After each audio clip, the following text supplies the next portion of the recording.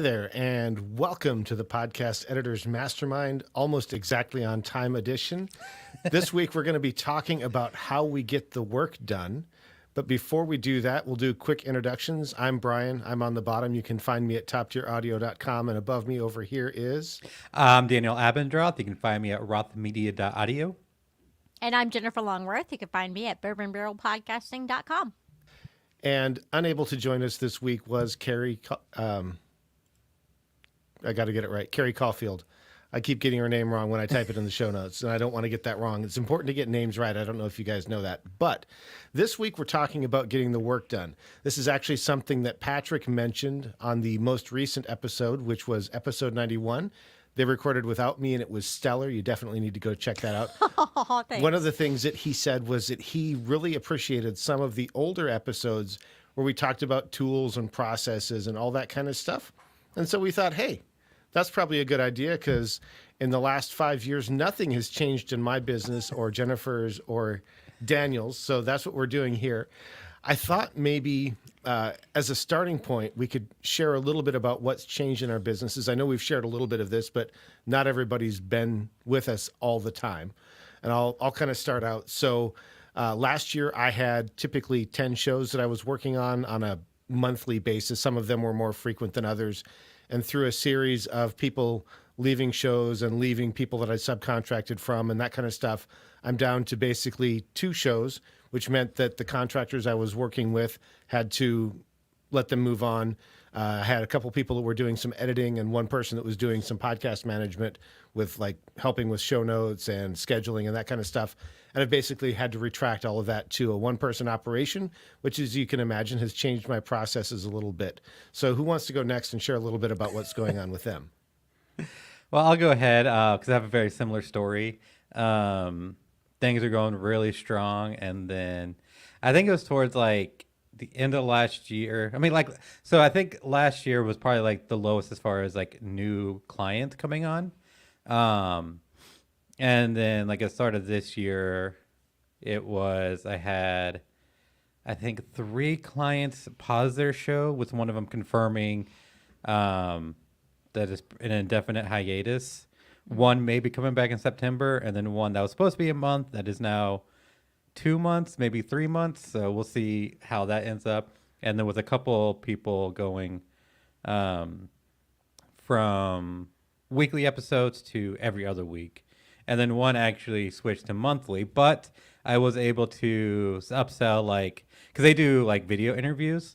And so then I pushed the idea of like taking a 45-minute interview and then taking like 6-minute chunks out of it and uploading that to YouTube and like making shorts and like a bunch of more content out of that one interview. And so still the same amount of money as every other week, but only doing monthly. And then there's me. And last year, absolutely killing it now. I ended, my friend set me up a spreadsheet so I could better track my billing and my clients. And in December, I had 6 paying clients. Well, my spreadsheet is at 25. Not all have started yet. So some of them have signed contracts, paid deposits for launches, haven't started, but there are 25 on my spreadsheet now. So, that's amazing. Sorry, guys. I stole all your business. Thanks a lot. Steal our business. So we do have a comment. Patrick's joining and listening from the car. So Patrick, glad that you could join us. I think he's actually on his way to a volunteer event or something tonight, if I remember correctly. Band concert or something. Yeah. Just like me last time, except mine was for my kid instead of just volunteering. But Patrick, we're glad you could join for what you did. So from my perspective, I'm really interested, and we'll go through all of us, but I'm really interested to hear, because you're kind of in the middle of it, Jennifer, what's changed and is changing in terms of how you approach the work. What's changed about your processes, tools that you're using, anything like that? Like everything. So at some point, I think it was last year, I was introduced to Adobe Podcast Enhanced Speech. Mm-hmm. If you haven't checked that out, check it out. It's amazing. I use it quite often. Yeah, I use it all the time unless it just makes things worse, but usually it doesn't. But so that that is a part of almost every show. It just gives it a more broadcast quality sound. I don't know what it does, but it's magical. And that's Yeah. the biggest change in process, like for show to show. But like overall, I'm not doing as much editing anymore. Two things I said I'd never do: hire people and edit video. Well, crap. I'm doing both now. So I hired help, and they're doing most of the editing. Now I have 3 regular editors. And then we added video because I had an old client who was an audio client a few years ago, disappeared, didn't hear from him, came back to me a month or 2 ago, said, "Hey, do you do video now?" And I was like, "Yes, of As a course matter I of do." fact, Starting today. How much do you charge for video? This much. Well, that's too much. Okay, that much. I don't know. I'm just getting started in video. I don't even know what to charge for video. But it's whatever. Sure, come on. I'd love to have you back. It was a great show. I enjoyed it. So I have a video editor guy on my team now too then. Nice. that's awesome. Yeah, so I was saying in the green room, a lot of what I do now is just download, upload, upload, download, download, upload, upload, download. So I do the audio engineering part of it. So I get the files through Dropbox Okay.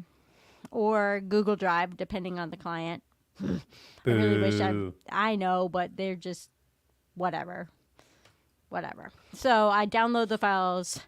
I run them through RX. I run them through Adobe Enhance. I make them sound good, and then I send them to the Dropbox folder of the editor, and then the editor does whatever they do and sends it back to me through Dropbox. We tried Basecamp after talking to Daryl Darnell, but it's been, I don't know, I'm not sold on it yet. I'm still in my free trial, so we'll see how it goes. I don't know. I didn't start all my contractors on it, but we're trying that out. Might try something else. I don't know. Figure it out. But then after I get their files back through Dropbox, then I either move it to the Dropbox folder or Google Drive of the client or upload it to the media host. So all I'm doing all the time is just file management, which is kind of nice. Sometimes I sat down to do one show the other day. I was like, I am not feeling this show today. And I was like, what are you doing? Dalton's probably available right now. Just send it to him. Mm-hmm. I'm like, oh, hey, Dalton, you want another show? Yeah, I'll take it. I'm like, great. Thank you. He's great. So that's my process now. Downloading, uploading, downloading. Has having those people involved in this changed how you have to think about pricing and money and all that stuff too? Absolutely. So my prices are about to dramatically increase, like next week. I actually said the new number out loud to someone yesterday. They said, "How much do you charge this?" I'm like, "It's this." I got to practice saying that out loud because it has been that. And we're not doing that anymore. We're gonna get up there because I have more expenses now, of course, and I don't make as much money now, and I'd like to make money again. So let's increase the rates. And I mean, I pay attention to the average every year that Steve and Mark do. I still probably don't quite reach that mark, but it's a lot better than it was. Yay. That's amazing. You had to like start practicing saying that price without that quiver in your voice. I know. I know. Well, That's always and been my issue. someone is doing a discovery call with me soon, and they're like, "We need a beginner price," and I'm like, "Oh." Then you don't need know a what that beginner editor. means." Yeah. Or it's like, Yeah, I'm not gonna go back to what I used to charge. No, or what Daniel used to charge, for Pete's sake. Yeah. No, I mean, in all seriousness, a beginner doesn't know what they're doing. It's going to be harder for you as an editor. Mm-hmm. Yeah. I have to say my beginner price is actually more than my veteran price. Yeah, I mean, because I don't know about your experience, but my experience has been once people have been doing this for a while, generally they get better at returning a high quality recording, or at least a higher quality recording, and thinking through what they want to do. So there could actually be less editing going on. Yeah. Do have a question from Steve. Jennifer, do you have any kind of profit ratio you're trying to keep? Like 30% over what you pay your contractors or 50%? Yeah, I should, but I don't yet know that answer. So I'll share, when I had contractors, my target was always like 50% between profit and owner's pay.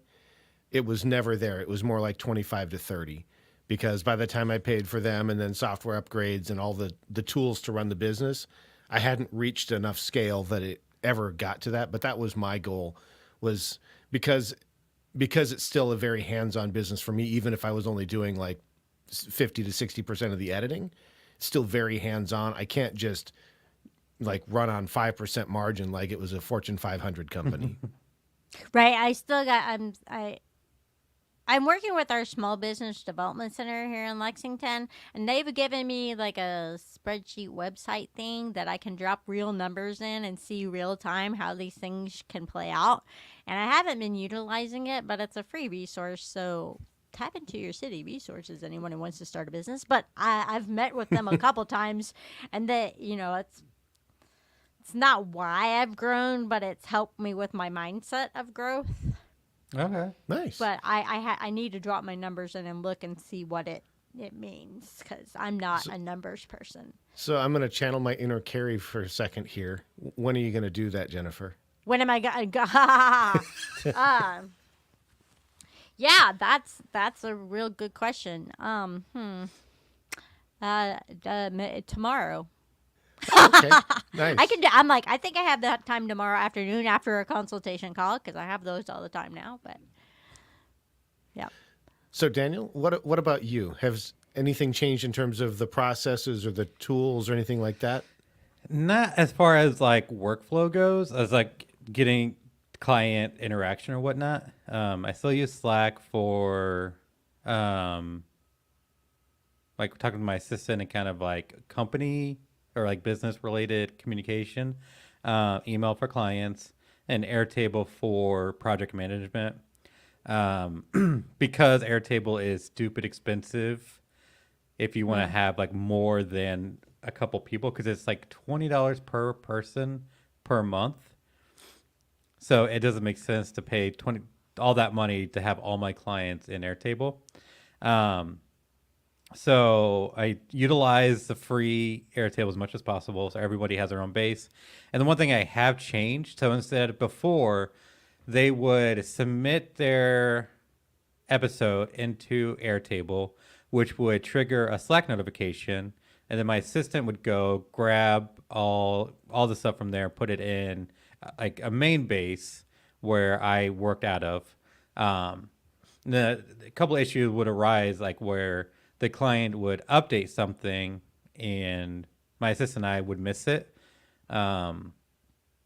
Or like she might miss like an episode coming in, or just things were getting lost. So one thing I did add is a Zapier integration. So every time they upload or like add or edit in their base, my clients, it automatically updates it in the main base. That way any changes, it's all automated, which saves a lot of headaches and a lot of extra work. Yeah, I've added tools as far as like post-production and kind of like putting out things, but really like nothing else has really changed with the workflow between clients and I. Okay. Yeah, we'll definitely hit post-production as well. So for me, very little has changed. I still get files by Dropbox. Excuse me. I still use Google Sheets to track like production calendars and stuff like that. I've just found that to be really good. But then my actual project management software is ClickUp. I don't have any of my clients in there. It's a hurdle that I've never really jumped through. And to be honest, with only a couple of shows to work on right now, I don't have a strong appetite to start pushing on that, because for just a couple of shows, email and Dropbox has been working fine. Yeah. Excuse me. I did make the switch last year. I was using Zapier, which you brought up, and there was a lifetime deal for Pabbly, which is kind of the low price version of Zapier.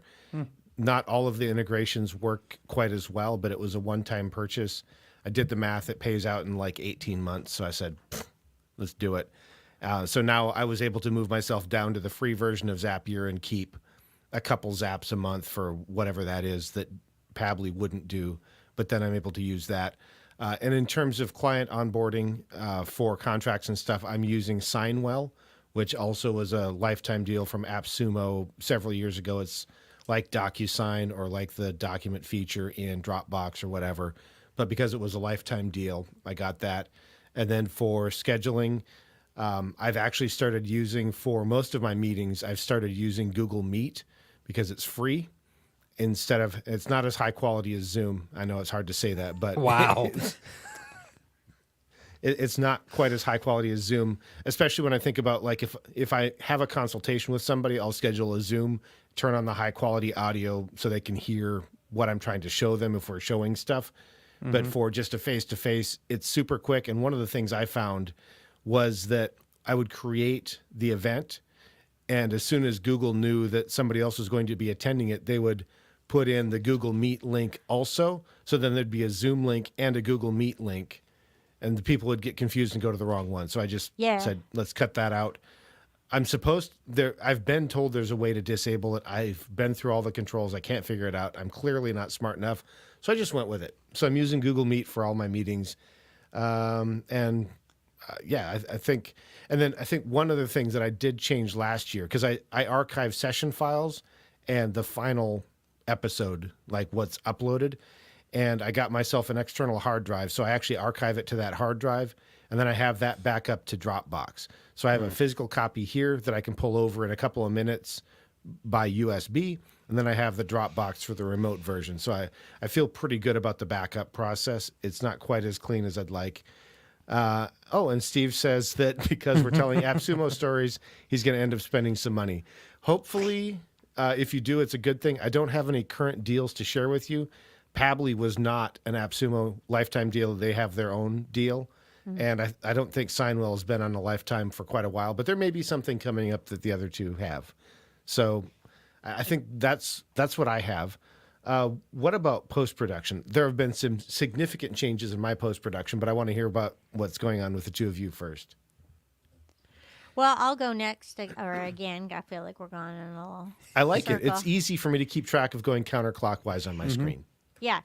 So I'm still using Adobe Audition and Isotope RX 10 Advanced, but my contractors, unlike Daryl, who was on, has everybody use Adobe. I haven't gotten that strict with people yet. As long as they give me a good sounding product and can fix things if I ask them to fix it, so far it's going okay. So I have someone using DaVinci, and I don't remember what the other two use. But I do the final mastering and Audition as well. Any new plugins or anything like that?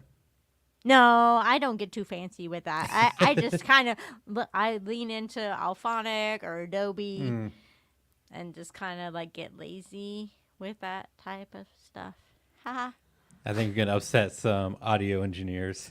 I know, but I'm not an audio engineer quite yet. That's why I need to get better. Now that I'm not doing the editing as much, I might have time to learn more audio engineering tricks. There you go. But I'm not very good at it on my own. I mean, I sat there. I had a client who worked with me for like 3 years, disappeared, came back last week with bad audio and said, "Can you fix this?" Oh, no. Yeah. And I went, "Oh." So they have an outdoor conference and it's just bad. It was very bad. So I put it into RX. I played with it. I did the automated stuff. I tried EQ. I tried this. I tried that. And I worked on it for an hour and I still didn't like it. Threw it into Adobe. Didn't like it. Threw it into Alphonic. Didn't like it. And Alphonic says, give us a rating, 1 to 5 stars. How was it? And I gave it 2 stars and commented, this was terrible audio going in. It's still terrible going out. Not your fault. All right. I did it. They wrote back. They tweaked the settings, redid it, made it listenable, and that's what I sent to my client. So kudos to Really? Alphonic for that. Nice. That's really cool. So shout out to Alphonic.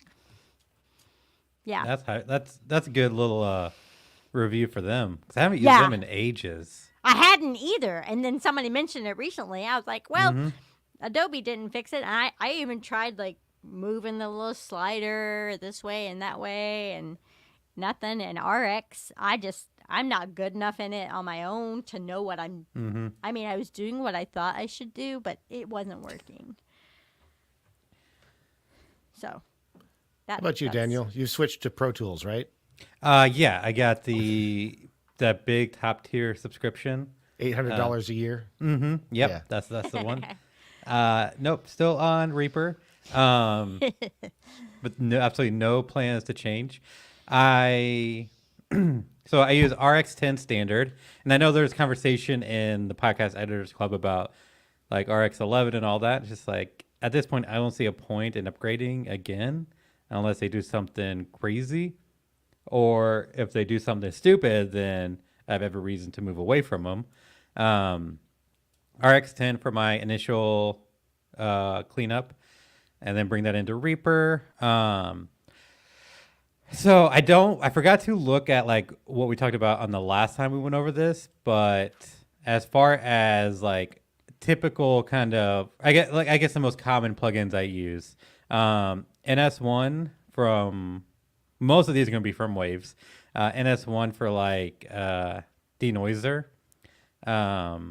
vocal writer to help balance it, sibilance for those S's I don't like. And then, what else do I use? So API 2500 is kind of my main compressor. But I'll also use like Sheps if I want something. If it needs a lot of work and I want to keep it simple, I'll throw Sheps in. That way I can do EQ and all this stuff and whatnot. Another good new plugin I recently picked up, D-Room 2, which is a really good D-Reverb plugin. So Who's typically, that one by? Ascentize. Okay. They also had like another plugin I was interested in, but Yeah, couldn't DX justify Revive. Yeah. Yeah, but I couldn't justify the cost at the time. But that one's like really good. I rarely use RX's D Reverb anymore. I usually throw that into my chain in Reaper as needed, and it does a great job. And then Fresh Air is another good one. That's also free, which I love. And then Relimit, which is built into Reaper. Now, for some, so if you have an interview, like two people in the same room, so there's going to be some crossbleed. One plugin, it's a Reaper specific thing. So anybody Reaper users out there, it's called Auto Mixer. It's from Leandro Facchionetti. But basically, what it'll do is like it kind of auto runs and does its settings, but it monitors the tracks, and whenever one gets louder than another, it lowers the second one, the lower one, even more. So that way, it always emphasizes like who the actual speaker, Very cool. which saves a lot of time. Yeah. Cool. And then we were talking about that a little bit before, but occasionally when I need it, I'll use Adobe's Podcast Enhance or whatever it's called, the AI enhancer, which most of the time does a really good job. It's really funny whenever like it's an interview and then like there's some background noise or like a fan or something. It tries to create a voice for that. It just makes really weird vocal sounds. Yeah. Yeah, it does. That.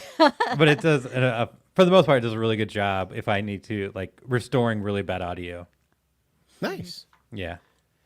So I have made some significant changes from what I did before, specifically in the area of audio repair. And a lot of this I owe to Jesse McCune, who has kind of pushed me to move away from using a repair stage when a repair stage isn't needed. So my old process, I get files.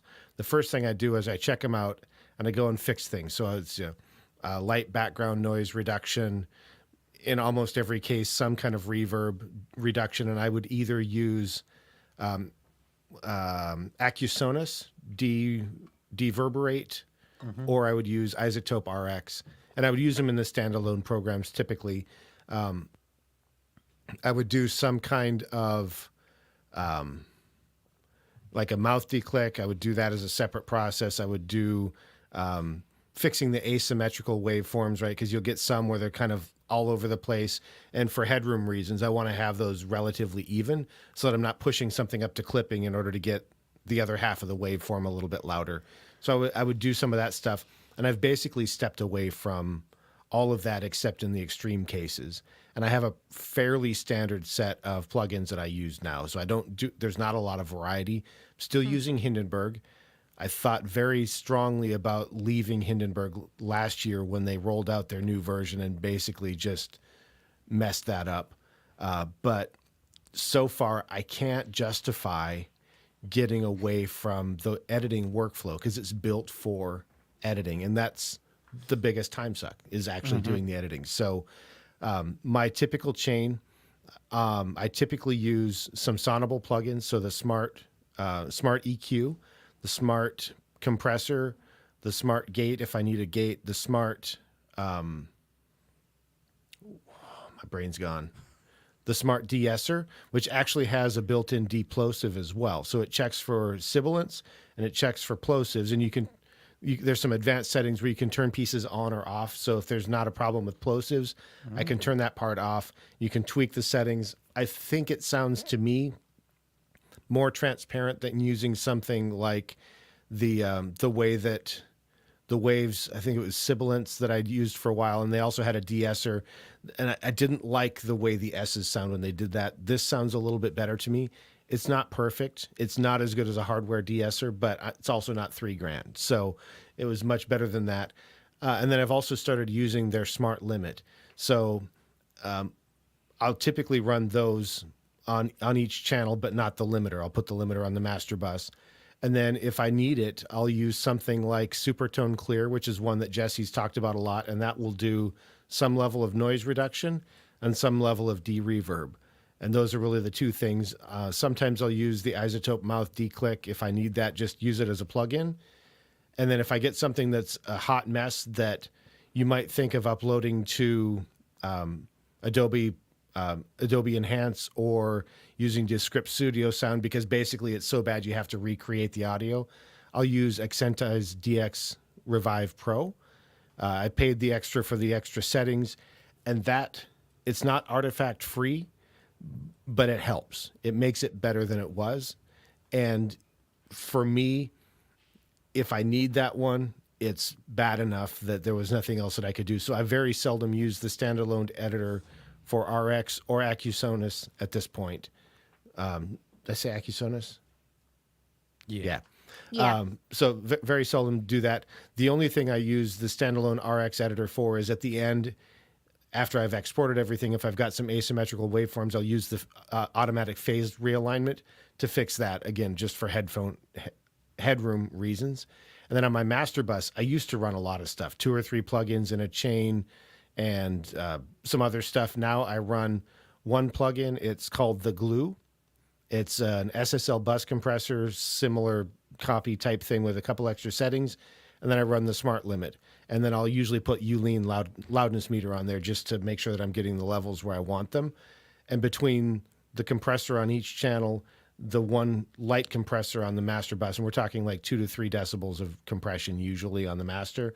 And then that limiter, I'm generally able to get it within a half a dB on the first export before I do any loudness matching. So I feel pretty good about that. And that's kind of the full audio post-production.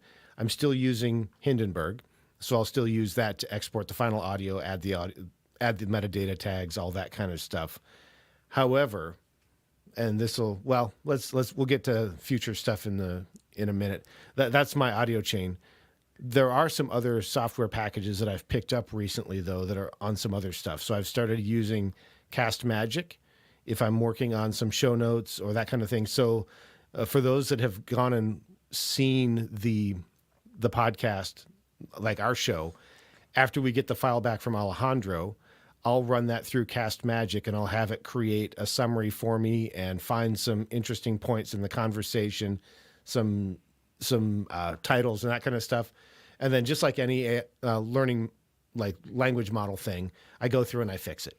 And then that becomes the thing. And then I started using Mac Whisper for transcriptions. We do a transcription for this show as well for accessibility reasons. And what I've found is that transcription, which runs on my local computer, runs better than any of the other transcription services that I've used in terms of automation. I'm not saying that one, like if I paid for Rev with a human review, which is like $2 a minute or something for the audio, it's like crazy expensive. I might be able to get that. But yeah, Mac Whisper has been a huge win. Apparently Steve likes it as well. So yeah, it sounds like that's a Mac only thing. It is. It runs on the Whisper framework, backbone, something or other. There may be a Windows version of it. I don't know. But that has been killer. You've got the option for different size language models that it can use for the AI portion of the transcription. And I use like medium or something, but you can get like a larger library basically. But then it affects your runtime. And I've found that I get really good results. It's not perfect, right? But it's good enough that generally for my name, I have to change Bryan to Bryan, and it spells Ensminger wrong, but it gets top tier audio right. And Abendroth, it usually gets correct. Longworth, it gets right. And like, if it can get rothmedia.audio and realize that that's a website and treat it that way, that's pretty good. Yeah. So I feel pretty good about that. Cool. So Yeah. So we've switched from doing Descript for transcription to using Cast Magic. okay, yeah. Because Michelle's found that's a lot more. Well, Steve kind of told us, and then we tested out. Michelle found that the transcripts is much more accurate than Descript. Which is sad if you think about it, because Descript is a lot more expensive. Yeah. And like Descript, Michelle always had an issue like trying to like click and drag to fix the speaker labels. Oh, dude. Because she would do it and then like mess everything up. So she'd have to like go through a script and highlight what she needed to fix, export it into like a Word doc, and then fix it there because she couldn't do it in the script. And she doesn't have to worry about all that with Cast Magic. And so I actually, last year at this time, I was using CapShow for that. And one of the big frustrations I had from them is they didn't make it possible to download the transcription. So I felt like they did the transcription. Everything was based on the transcription, but you couldn't download an SRT from it, like the actual subtitle file. And part of me was like, I get that that's not really what you're doing, but come on, guys. How hard is that? But then also one thing I noticed was, and this is going to be true of any tool, their summaries and stuff were very formulaic. You got one that was like a movie trailer in a world where people are editors and everybody's an idiot. 3 people stand out and it's Daniel right? Or it was that kind of thing. And there were like 3 different formulas that they used, and their headlines were almost always the same set of formulas. And what I've found with Cast Magic is it seems like there's a wider variety, and it's less focused on trying to get that 4-sentence hook that reads like a movie trailer and actually providing a useful summary. So I was happy to say goodbye to that charge. And then also Cast Magic, if I needed to, I can download that file. And they've been very responsive. I was sad to see CapShow go for me, but at the same time, Cast Magic has worked better for me. Yeah. Do you use anything, Jennifer? Like any? Yes. So I use Cast Magic and CapShow because somehow I'm still paying for both. So. Oh yeah. Interesting. Yeah. I know how I can save you some money every month. Well, I run out of space on one, then I go to the other and run out of space on that, and go back to the other, and it's like you run out of space. I'm like, yeah. And if I would just like listen to the episodes, I might be able to write something. But I'm not listening to any episodes anymore because I'm not editing them myself. Right. So that makes like show notes a challenge. But the one client, I have started charging extra for show notes and uploading because there were some people who slid in and scope creeped me for a while there. So I don't do that for free anymore. But I'm also not listening to the shows myself, so I'm just kind of hoping that Cast Magic is all right. Well, and it sounds like Steve is saying that Capshaw is going to go through a big update. So maybe you'll want to hang on to that. Do you have the early bird pricing with For Capshaw? me, Yeah. I don't know. Okay. I don't know. That was part They of the just reason. take my money each month. Yeah.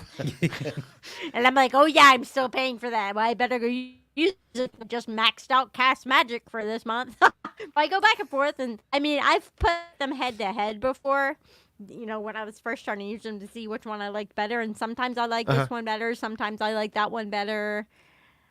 I usually have to refresh my feed a few times, and Cast Magic knows now. I have a prompt. Give me a 1 paragraph. Give me a 2 paragraph summary for podcast show notes. Mm-hmm. So it'll do that as it's part of its magic. Yeah, Which that's is one of really the things nice. I've liked is if I get a prompt that works, I can add it to the Yeah. automatic output. So I've got a couple, like one that I'll put in there, that, like when it's processing this show, it will be essentially find me all the links for all the things we talked about. And it's probably not going to get 100%, but it's going to get some that I forgot. Nice. Right, because I'm taking notes and trying to make sure that I get everything. And for those that are listening later, there's going to be a lot of links because we talked about a lot of tools. But it helps, right? Because you miss stuff. So Yeah. one thing that I've been considering, and I'm kind of shifting toward the future as we come to a close on this part. Well, before we do that, go I ahead. do have one other tool I've just added. Uh-oh.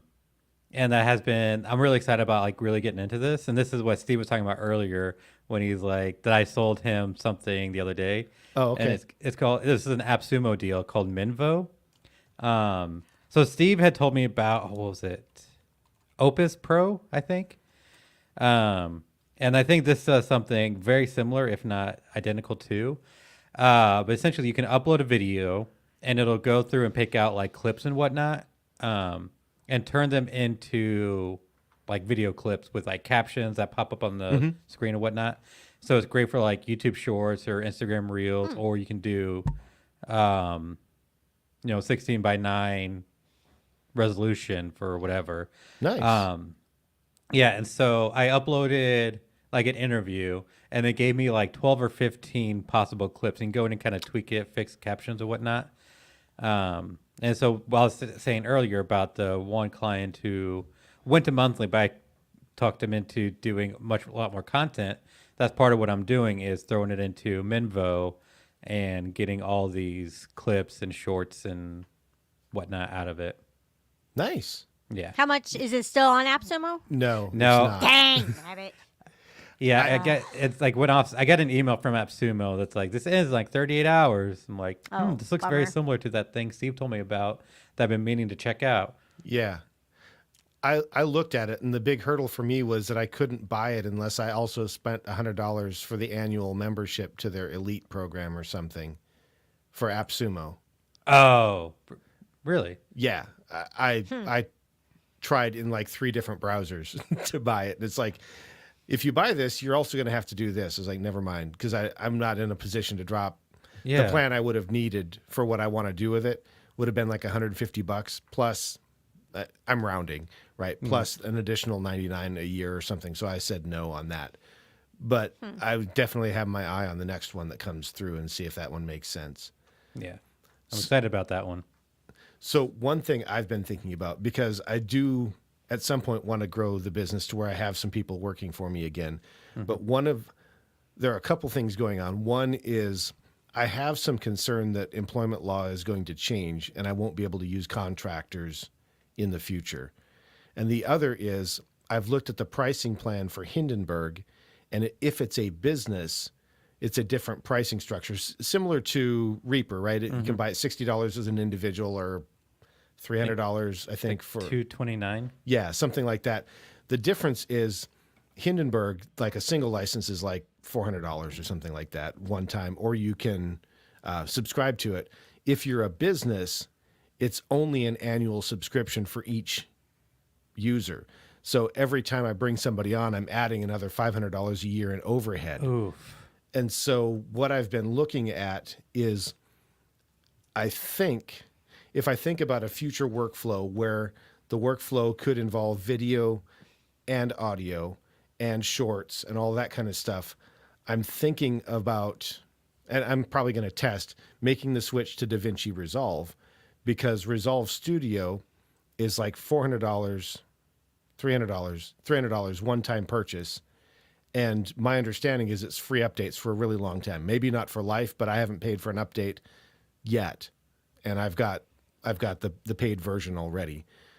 So I'm trying to see if that workflow will work, because I would much prefer to be able to buy a license for somebody that works for me and have it be perpetual on whatever machine we use it on, without regard for whether or not that person leaves the business, because it's a really weird place to say, I want you to come on as a contractor, but you're going to have to buy this software yourself. You can only use this, rather than providing it for somebody as an employee. So that's one of the things that I'm thinking through. And also, kind of to Daryl's point, like if everybody's on the same platform, it makes things so much easier. I like the plugins I use, but DaVinci has some pretty solid stuff built in, right? So other than like their audio repair leaves a little bit of room for improvement in terms of like noise reduction and stuff, but it's included. So that's kind of where my head goes in terms of future stuff. I haven't really been keeping my eye on anything else, but I'm wondering, like, what about the two of you? What are you guys looking at in terms of the future or things you're keeping your eyes on? I'm trying to learn how to be a project manager, and I've got like a consultation with somebody about digital project management next week, who's supposed to help me figures out, because the two other editors who have teams that I've talked to talk about automating it and getting your systems down and all those things. So for me right now, getting systems in place is more important than probably anything else at this point.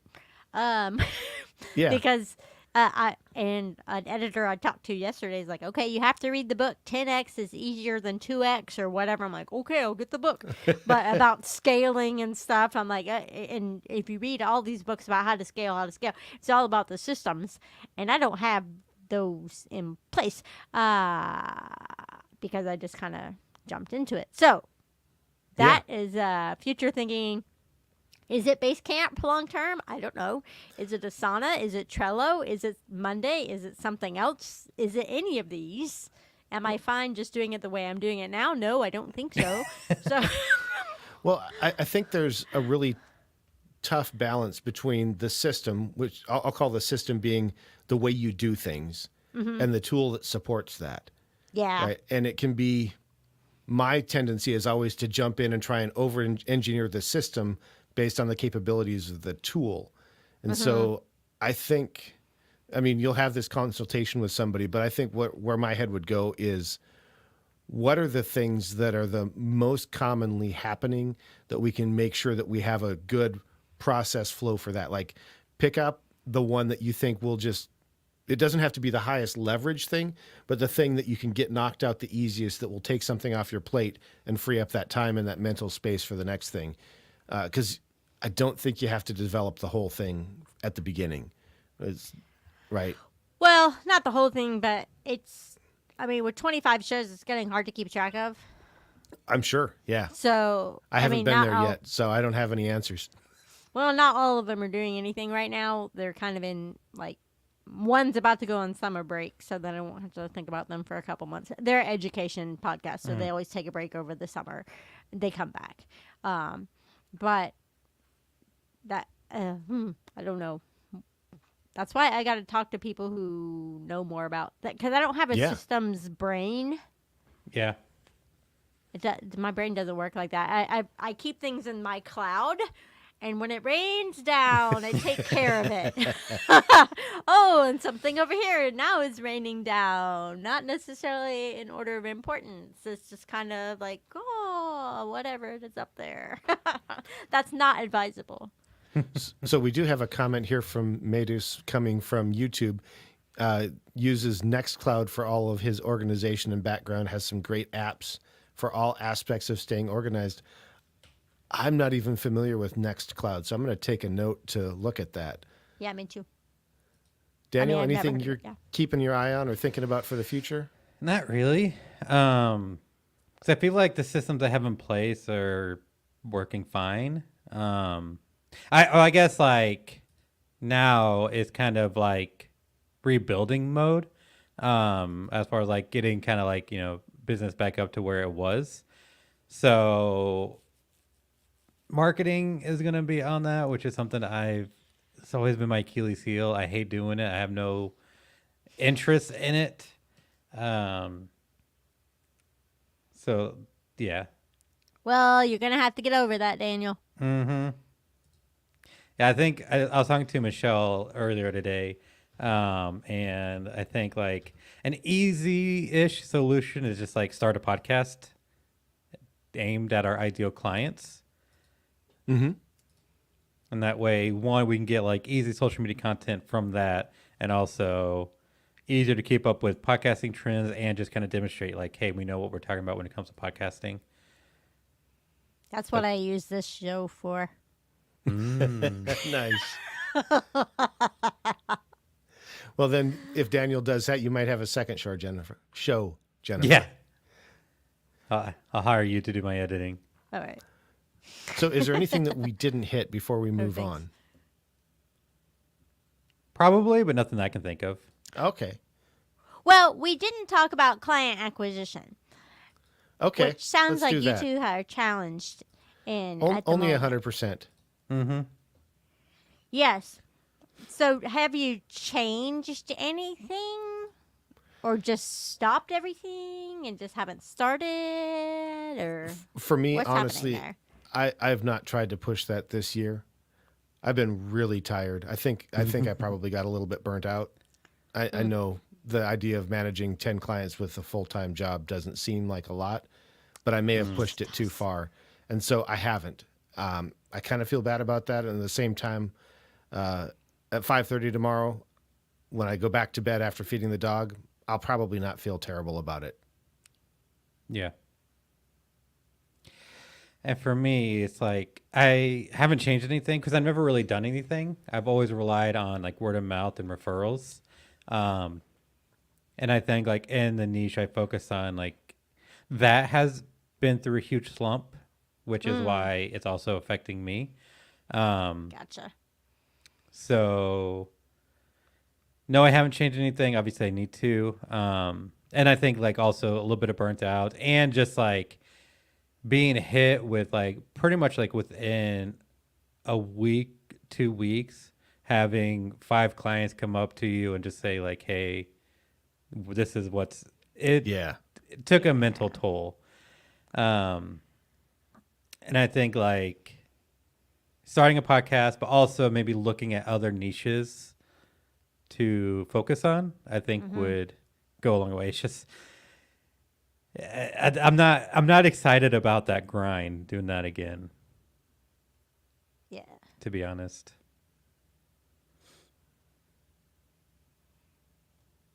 I don't have this problem right now. Okay. No. No, and for those of you that are watching, if you go check out Jennifer's Facebook page, and I assume probably also her LinkedIn profile, you'll see why she's not having a client acquisition problem right now. Aw, thanks. I think if I were to summarize what I think I see is probably 5 to 7 in-person events a month and reasonably consistent posting on your part on Facebook and link. I guess I don't really use LinkedIn, but I assume it's there as well. It's I not never as check. consistent on LinkedIn as it is. I'm trying. The throw bar is much LinkedIn lower something. on LinkedIn, though. Let's be honest. Yeah. The bar's not as high. No, I'm trying to be more consistent on Facebook, but So if you're wanting an example of how to do it right, I would recommend checking out Jennifer's. She's focused. You're focused a lot on in person, which really yes, I think works for you.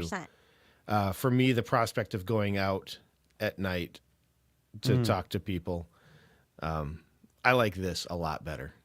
Yeah. Well, more see, I have a part-time job. I don't have a full-time job, so I'm not Yeah. stuck in the office all day. So every Wednesday at 11:30, you can find me on Burt Road at BNI, meeting with the same people every week, trying to build the know, like, and trust value with them so that they will refer me. That's the theory, anyway. Yeah. I think we need an episode where we just pick Jennifer's brain on how she's done all this in-person stuff. Because it's like, yeah, that sounds awesome. I don't know how to get started doing that. Oh, good question. Yeah, so I think we need to have. Well, I throw my own podcast meetup each month. That's me. I put that on. So there's one. So for those that are watching live or those that are listening later, if that's something you'd like for us to do, let us know. You can hit us up on Facebook, or we can you can reach out to us by email, info@podcasteditorsmastermind.com, and let us know that's something that you would want, because we want to make things that are good for you. Steve says that pick Jennifer's brain about how she finds time to sleep might be a show idea. I don't have a problem with that. I am a power sleeper. So I get 10 to 12 hours a night, believe it or not. Wow. So I find time to sleep. Okay. My before pets priority. don't let me do that. Yeah, I think we're going to have to start throwing stuff at you, Jennifer. Before. Oh, no. So before that happens, we should probably move on to the ChatGPT question of the day or week. So Jennifer has that. This is your opportunity also to join in the comments if you would like. So Jennifer, what's our question? So I asked it I phrased it question of the day because it gave me the same superhero thing twice last week. Okay. So it says, okay, other than podcasting, I'm qualifying this. If you could instantly become an expert in any field or skill, what would it be and why? So I'm guessing marketing isn't an option because that's going to be related to. Dagnabbit, that was my idea. Don't kill my idea. I'm like, oh, audio engineering. No, that doesn't count either. I'm like, that's what I would. Instantly become an expert in any skill. Yes. It expert in any field or skill. Nunchuck skills. Oh, bow staff skills. I think I would choose piloting because I hate waiting. And like I do want to get my pilot's license. I don't know if that'll ever happen, but that's just like a goal because I think it'd just be cool to be able to go flying. Mita says stock trading. I like that. Ooh, that would be good. That'd be nice. I would say like computer techie nerdy stuff like web like HTML CSS coding stuff There you go. like that. I don't know anything about that, but it sounds like it would be useful and make me some money. Well, Steve says parkour. So I think, Steve, are you going to be Dwight or are you going to be Steve Carell from The Office? I don't know. Parkour sounds great. the thing that's coming to mind is woodworking. So I've recently got into woodworking. And to be able to do it well, I think would be a lot of fun. Yeah. And learning how to stain. I've been struggling trying to stain because I built a nightstand, but I cannot get the staining right. It looks awful, and I'm really discouraged by it. Oh, I'm sorry. Oh, Patrick has one. Yeah. Patrick says game show host. I think that would be excellent. Patrick, I think you'd be really good at that. Mm-hmm. I think I would probably just want to stay at home, but that might be a great one for you. So, yeah. If we have any we've hit all three of us. We've hit the comments. So I'm going to take the question of the week down. So one thing we wanted to share with you as the audience, in case you haven't noticed, we occasionally struggle to get out an email to everybody to go, hey, we're doing a show. So the question for you would be, if you find the show valuable and you're looking for something you could do to be involved, would you like to be responsible for sending an email every couple of weeks to say, hey, we're going to be recording tonight?